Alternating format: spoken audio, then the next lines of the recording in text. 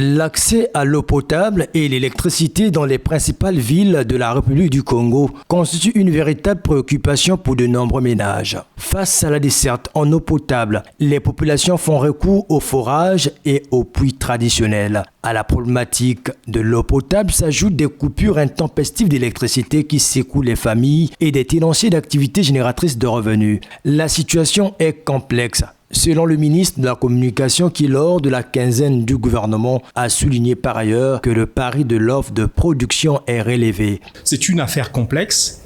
C'est tout un réseau dont une bonne partie remonte à plusieurs décennies.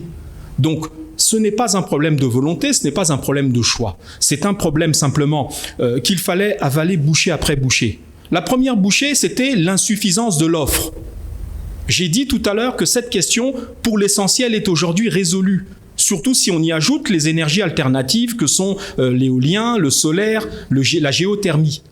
Cette question est aujourd'hui pour l'essentiel résolue. Simplement, il se passe que quand on résout la première bouchée qu'on avale, c'est-à-dire la consistance de l'offre en production d'eau et d'électricité, on s'aperçoit que ça n'arrive pas au consommateur parce qu'au milieu, il y a des trous, au milieu, c'est défectueux, ça n'arrive pas au bout du chemin et au bénéfice du consommateur. Je l'ai dit tout à l'heure. Et cette humilité-là, le gouvernement, derrière le président de la République, eh bien, l'endosse. Ça, c'est le premier problème. Ce n'est pas un problème de choix. Celui-là est résolu.